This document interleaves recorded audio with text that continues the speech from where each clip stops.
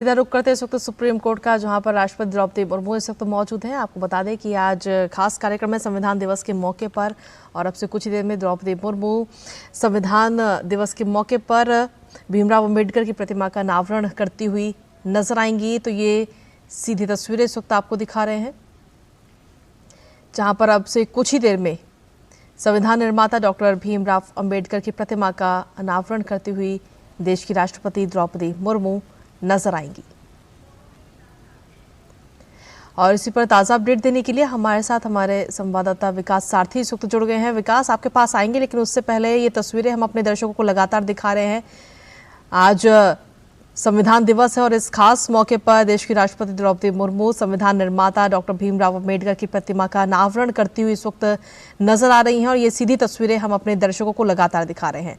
विकास जी जय, आप देख पा रही हैं कि राष्ट्रपति ने बिल्कुल अब से कुछ ही क्षण पहले इस मूर्ति का अनावरण किया है। संविधान निर्माता डॉक्टर बी.आर. अम्बेडकर की मूर्ति, काफी दिनों से एक मांग हो रही थी यहाँ पर कि उनकी मूर्ति भी यहाँ पर स्थापित होनी चाहिए, और इसको लेकर तमाम ज्ञापन भी दिए गए थे। तो आज संविधान दिवस के मौके पर राष्ट्रपति सुप्रीम कोर्ट द्वारा जो आयोजित कार्यक्रम है संविधान दिवस पर, उसमें हिस्सा लेंगी, उसमें अपनी बातें भी रखेंगी जजेस के सामने। लेकिन उससे पहले कार्यक्रम की जो शुरुआत है वो सबसे पहले इस मूर्ति के अनावरण के साथ है। इसके थोड़ी ही क्षणों बाद आप देखेंगे कि एक प्लांटेशन प्रोग्राम भी है, जिसमें राष्ट्रपति यहाँ पर एक पौधा भी रोपित करेंगी इसी से कुछ ही दूर पर। तो ये दो मुख्य कार्यक्रम सुप्रीम कोर्ट का जो ओरिजिनल प्रेमाइसेस है, जो पुराना प्रांगण है, उसमें हो रहे हैं। इसके बाद राष्ट्रपति जो इसका एक जो व्यापक कार्यक्रम है पूरा, जिसमें चर्चा भी की जाएगी, जिसमें जजेस भी अपनी बात रखेंगे, कानून मंत्री भी बोलेंगे, उसमें हिस्सा लेंगी। जो कि सुप्रीम कोर्ट की नई इमारत है, जो सुप्रीम कोर्ट न्यू कॉम्प्लेक्स है, वहां पर ये कार्यक्रम है। लेकिन उससे पहले कार्यक्रम की शुरुआत यहाँ पर अब अनावरण के साथ हो गई है। और आप स्क्रीन पर देख पा रहे होंगे कि कानून मंत्री अर्जुन राम मेघवाल भी मौजूद हैं, और एक फोटो भी यहाँ पर लिया जा रहा है, फोटो सेशन भी हो रहा है। इस मूर्ति के साथ राष्ट्रपति अभी खड़ी थी और उन्होंने फोटो खिंचाई। इसके बाद चीफ जस्टिस और जो कुछ वरिष्ठ जजेस और हैं, उनके साथ भी एक फोटो सेशन, फोटो अपॉर्चुनिटी हो सकती है। ये भी कार्यक्रम में है। लेकिन यहाँ पर जो कार्यक्रम है पुराने प्रांगण में, वो बहुत ही छोटा, एक सीमित समय के लिए रखा गया है। जो मुख्य बातें हैं वो जब हम देखेंगे, राष्ट्रपति अपनी बात रखेंगे, क्योंकि पिछली बार आप देखेंगे, पिछली बार भी राष्ट्रपति संविधान दिवस कार्यक्रम में आए थे और उन्होंने जुडिशरी को लेकर के अपनी बहुत बेबाक राय रखी थी, और कुछ बहुत ज्वलंत जो समस्याएं हैं न्यायपालिका के सामने, उन पर खुलकर बात की थी। और सीधे सीधे जुडिशरी के से कुछ सवाल आप कह सकते हैं कि सीधे पूछे थे कि आखिर हमारे यहाँ लोगों को इतने दिनों तक जेलों में क्यों रहना पड़ता है, जुडिशरी इसके लिए क्या कर रही है। जी चलिए, बहुत बहुत शुक्रिया विकास, तमाम जानकारी और अपडेट्स हम तक। तो हमारे साथ विकास हमारे साथ लगातार बने हुए थे, और ये तस्वीरें हम अपने दर्शकों को लगातार दिखा रहे हैं। अब से कुछ ही क्षण पहले ही मूर्ति का अनावरण किया गया। आपको बता दें कि दरअसल वो दिन था 26 नवंबर 1949, जब स्वतंत्र भारत के इतिहास में बड़ा ऐतिहासिक दिन रहा है, और उस दिन को आज भी याद किया जाता है। आज भी संविधान दिवस के रूप में इसे मनाया जाता है, और आज इस दिवस के मौके पर ही एक खास कार्यक्रम का आयोजन। और हमारे साथ हमारे सहयोगी विकास भी लगातार बने हुए। विकास, हम तस्वीरें दिखा रहे हैं किस तरीके से पौधारोपण इस वक्त द्रौपदी मुर्मू करती हुई नजर आ रही है, देश की राष्ट्रपति।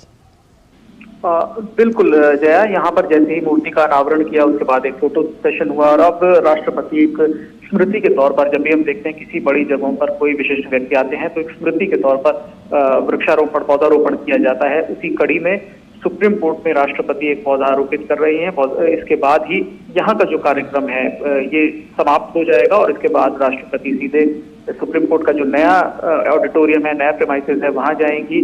और जो कॉन्स्टिट्यूशन डे पर एक व्यापक चर्चा होती है जुडिशरी की ओर। देखिए, दुनिया का इतना बड़ा जूरिस्ट का वो फिर सुप्रीम कोर्ट में इंटरनेशनल जूरिस्ट है, क्योंकि इतना साल क्यों लग गया। पार्लियामेंट में जहाँ पे कानून बनता है वहाँ पे तो बाबा साहब अम्बेडकर का स्टैचू है, लेकिन जहाँ पे कानून की व्याख्या होता है, इंटरप्रिटेशन होता है, वहाँ पे बाबा साहब अम्बेडकर का भारत रत्न देने में समय लगा। लेकिन जो डिजर्व करते थे, the great advocate of world, the great jurist of India, उसको सम्मानित देने में कहीं ना कहीं कौन सी चीज बाधा। तो मैं कहूँगा कि जो अगर अपने दिमाग में जनेऊ को लेकर बैठा हुआ है, तो वो तो जातिवाद के शिकार है। वो कहीं ना कहीं स्टेचू आ गई, तो वहाँ पे जब बाबा साहब आम्बेडकर जब पार्लियामेंट में हम इंटरप्रेट करते हैं कि capture the temple of power, तो यहाँ पे जो बच्चा देखेगा तो उसको लगेगा कि capture the temple of justice, temple of justice. Mind effect पड़ेगा, लोग बहुत बड़ा प्रभाव पड़ेगा, बहुत बड़ा पड़ेगा, बहुत। इसका आप आकलन नहीं कर सकते, क्योंकि पिक्चर से आदमी जल्दी सीखता है। तो यहाँ पर जब बाबा साहब आम्बेडकर ऐसा कर देंगे संविधान लेके, तो लोग रास्ता इस तरफ आएगा। ये बात सही है कि मूर्ति पे माला और विचारों पे ताला, विचारों पे ताला। जिसको ब्रेड एंड बटर की चिंता है, वो पहले ब्रेड बटर की इंतजाम करेगा कि एलएलबी पढ़ेगा। डॉक्टर अम्बेडकर तो कहते हैं आप एक रोटी कम खाओ लेकिन अपने बच्चों को पढ़ाओ, ये कौन मानता है? बाबा साहब जैसे कितने लोग निकले उस समय में। जो आदमी धर्म के आधार पर मुंह पिला सकता है, तो वो आदमी कुछ भी करा सकता है, कुछ भी करा सकता है ना। ये क्वेश्चन बाबा साहब को पूछा गया था, जो क्वेश्चन आप पूछ रहे हो, जो मूर्ख लोग हैं, और लगभग कई सारे यूनिवर्सिटी में मुझे पूछा गया। वकील बिरादरी में क्या मैसेज आ रहा है डॉक्टर अम्बेडकर की प्रतिमा लगने से? नमस्कार, मैं DS गौतम और आप देख रहे हैं HNP न्यूज। अभी हम सुप्रीम कोर्ट में मौजूद हैं, जहां 67 साल लग गए डॉक्टर बाबा साहब भीमराव अम्बेडकर की प्रतिमा को लगाने में इस सुप्रीम कोर्ट के अंदर। लेकिन एक और बात है, देश के पहले कानून मंत्री डॉक्टर बाबा साहब अम्बेडकर की प्रतिमा इतना समय क्यों लगा लगाने में, आखिर वजह क्या है? इसी पर हम बात करेंगे। सुप्रीम कोर्ट के वरिष्ठ एडवोकेट RR बाग जी हैं। सर, कैसे देखते हैं 67 साल का लंबा सफ़र और यहाँ तक पहुँचना, कैसे देखते हैं इसे? इसको नेगेटिव तो नहीं देखेंगे, वो पॉजिटिवली देखेंगे। डेफिनेटली बाबा साहब आम्बेडकर का कंट्रीब्यूशन को इधर ऑफ द वे सैल्यूट की जा रही है, अप्रिशिएट की जा रही है। तो कहीं ना कहीं ये शुभ संकेत है कि सुप्रीम कोर्ट में जो संविधान बनाया और संविधान का व्याख्या करने का जो अधिकार है संविधान ने न्यायालय को दिया गया है, और आज उसी न्यायालय के प्रांगण में बाबा साहब का स्टैचू होगा, इससे खुशी की बात हो ही नहीं सकती। तो क्या लगता है, पहले कानून मंत्री थे जिन्होंने बहुत कुछ त्याग किया देश के लिए अपना परिवार भी उन्होंने छोड़ा, लेकिन लंबा समय कुछ ज़्यादा नहीं हो गया? जो जिस सोसाइटी में हम रहते हैं, कहीं ना कहीं this is a caste ridden society. ये जाति प्रधान देश है, इसको कृषि प्रधान देश तो बाद में है, लेकिन ये जात प्रधान देश में। तो जातीय मानसिकता है। जज बनने के बाद या बड़ा नेता बनने के बाद, ऑफिसर बनने के बाद, डॉक्टर बनने के बाद, PhD होल्डर होने के बाद, डिलीट करने के बाद भी कहीं ना कहीं डायरेक्टली इनडायरेक्टली जाति हम लोग का पीछा करते रहती है, और जातीय मानसिकता से हम ग्रसित है। संविधान का क्या हर आर्टिकल इम्प्लीमेंट हो गया है? तो कहीं ना कहीं ये वो लोगों का प्रेशर ग्रुप का काम कर रहा है। जैसे जो लोग संविधान दिवस मनाए, जैसे हमने NCR में संविधान दिवस गाजियाबाद में मनाए, पूरा देश भर के लोग आए वहाँ पर। तो जो कॉन्स्टिट्यूशनल लिटरेसी प्रोग्राम चला, लोग संविधान को जानने में इतना समय लग गया क्योंकि लिटरेसी रेट बहुत कम था। तो धीरे धीरे एक प्रक्रिया में हम आए हैं। लेकिन आपका सवाल वाजिब है कि इतना साल क्यों लग गया? पार्लियामेंट में जहाँ पे कानून बनता है वहाँ पे तो बाबा साहब अम्बेडकर का स्टैचू है, लेकिन जहाँ पे कानून की व्याख्या होता है, इंटरप्रिटेशन होता है, वहाँ पे बाबा साहब अम्बेडकर का स्टैचू होना चाहिए, कि सो दैट की जो आने वाली पीढ़ियाँ हैं, जो जनरेशन है, like Khushboo is a state topper, very brilliant student, she is undergoing training under my advocateship. तो इंस्पिरेशन क्या मिलेगा? जाहिर सी बात है कि दुनिया इंटरनेशनली हम क्या मैसेज देते हैं कि दुनिया का इतना बड़ा जूरिस्ट का वो फिर सुप्रीम कोर्ट में उसका स्टैचू यूनिवर्सिटी लगा देती है। यस नहीं, इंटरनेशनल जूरिस्ट है। आपको मैं कहना चाहूँगा कि वो कॉन्स्टिट्यूशनल एक्सपर्ट भी रहे हैं। 32 डिग्री तो था ही था, उसके साथ 3 बड़े यूनिवर्सिटी का, कोई आसपास कुरुक्षेत्र यूनिवर्सिटी या कहीं आसपास यूनिवर्सिटी के में नहीं, उस टाइम पे इतने सारे यूनिवर्सिटी के पढ़ने के बाद उसने संविधान ये किया, और one of the best constitution उन्होंने लिखा। आज भारत का संविधान बनने के बाद लगभग 20 देश का संविधान बना, और 20 देश के संविधान का जो एक्सपर्ट थे उन्होंने बाबा साहब का रेफरेंस लिया है, बाकायदा उसमें मेंशन है। मुबेकी जैसे राष्ट्रपति साउथ अफ्रीका, वो खुद कहते हैं कि वाई इंस्पायर्ड फ्रॉम बाबा साहब अम्बेडकर। वो एग्जैक्ट एज भरबाटी वो जो संविधान सभा में बाबा साहब अम्बेडकर कहे हैं उसको उन्हें रेफरेंस दिए हैं। वो नेल्सन मंडेला ने उसने रेफरेंस दी है। उसके बाद जितने भी कॉन्स्टिट्यूशनल एक्सपर्ट हुए, ऑस्टिन हुए, जितने भी जूरिस्ट हुए, उन्होंने बाकायदा सब लोगों ने उसको रेफरेंस लिया। और 1966 में जब अमेरिका का जो civil and political rights act बने, उन्होंने रेफरेंस दी है। लेकिन ये बहुत बड़ा सवाल जो आपने खड़ा कर दिया है मीडिया जो चौथे स्तंभ है उसके माध्यम से, कि भाई इतना लेट क्यों लगा आपको? आप इतना अपने ही घर की भारत माता के वीर सपूत को एक ज्ञानी भारत रत्न देने में इतना टाइम लगा, उससे ज्यादा समय तो यहाँ लग गया। भारत रत्न देने में समय लगा, लेकिन जो डिजर्व करते थे, the great advocate of world, the great jurist of India, उसको सम्मानित देने में कहीं ना कहीं कौन सी चीज़ बाधा? तो मैं कहूँगा कि कहीं ना कहीं उसको समझने में, और अपने अंदर के जो जातिवाद है, जो आपको रोकता है, ठीक है, रोकता है, उस चीज़ को कहीं ना कहीं ये होगा। आज शेड्यूल कास्ट के 2 जजेस यहाँ पर है सुप्रीम कोर्ट में। उसका मुहिम आपको पता होगा 2007-8 से हम लोग चलाते आ रहे हैं कि भाई रिपेंटेड जुडिशरी होनी चाहिए, डाइवर्सिटी होना चाहिए। हैं आप केसेस तो मेरिट के आधार पर है, तो केसेस तो पेंडिंग हर जगह पे है।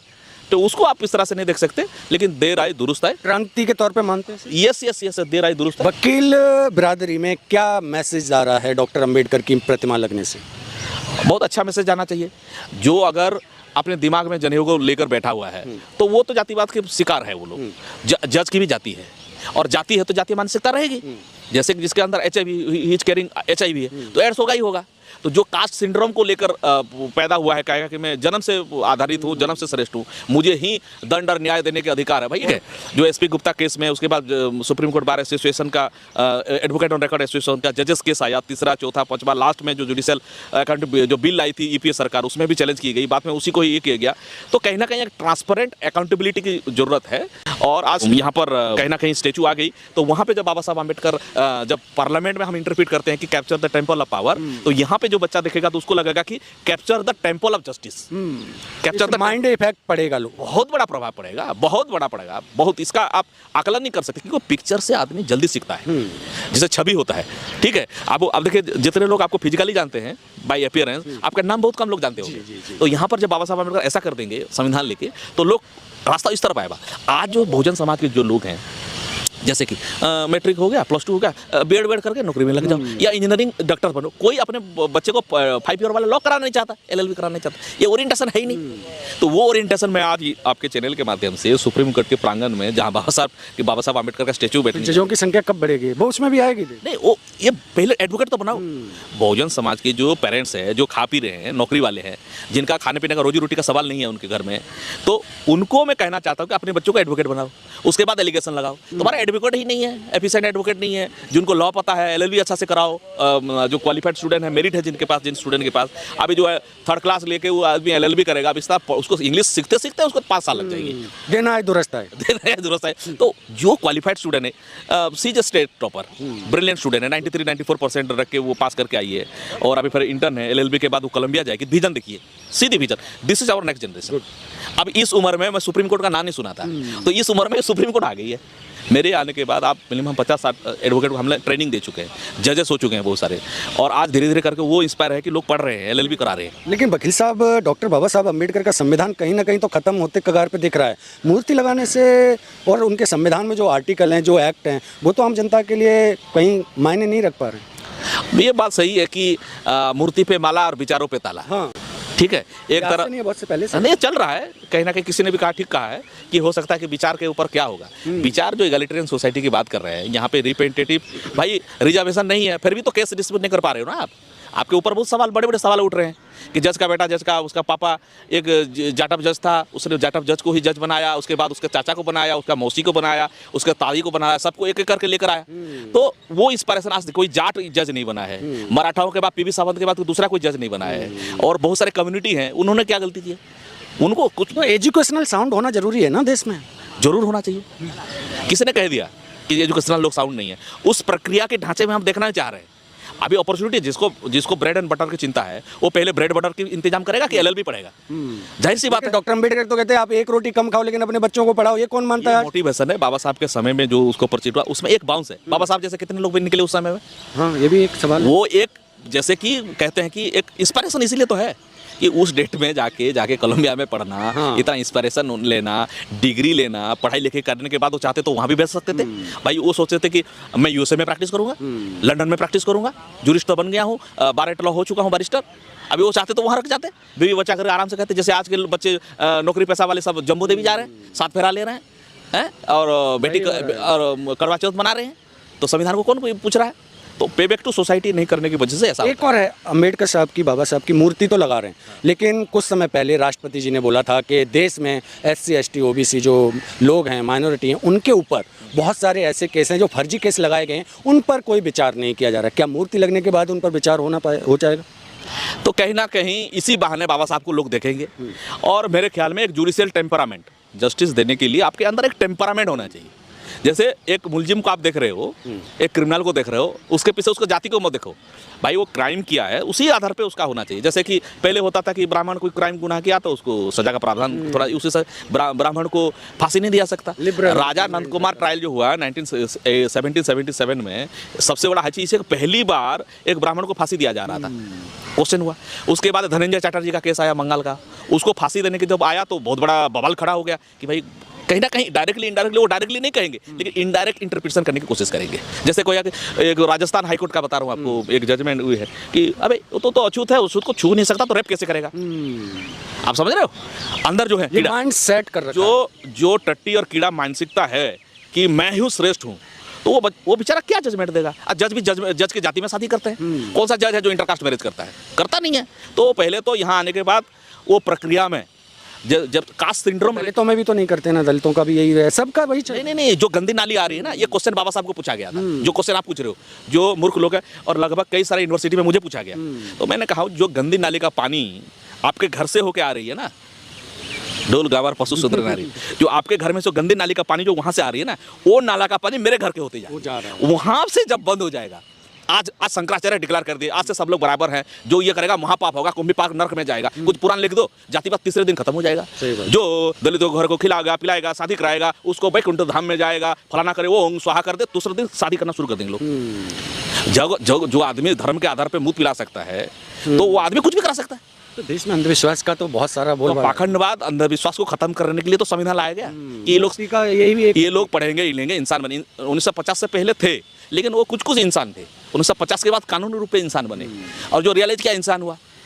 अभी जो आदमी चाहेगा, पशुओं में जाती है तो इंसान कहेगा मेरे में जाती है। सही बात है। तो जानवरों में देख के, किसी को देख के थोड़ी कह सकते हो कौन सा जाति का है। श्रेष्ठ ही लोगों को लेके डूबती है। नहीं, वो वही चीज है ना, धर्म आधारित, जाति आधारित सृष्टि। मैं कहूंगा कि मैं किसी के ब्राह्मण के घर खाऊंगा नहीं, मैं किसी के अंदर छूंगा नहीं, और उसके बाद शादी ब्याह नहीं करूंगा, तो मैं जातिवादी होगा ना। तो हम भी उतना करते, उसको भी, ब्राह्मण को भी जीने का अधिकार है, वो बेचारा भी जिए, खाएगा पिएगा, बेचारा खुश रहेगा। उनको जातिवाद नहीं करना चाहिए, ब्राह्मणों के साथ भेदभाव नहीं करना चाहिए, बदलाव होना चाहिए। चलिए वकील साहब, अभी हम सुप्रीम कोर्ट पर हैं। आपने बेवाकी से आर बाग, जो सुप्रीम कोर्ट के वरिष्ठ एडवोकेट हैं, उनसे सुना, उन्होंने अपनी बात को बाखूबी ढंग से रखा।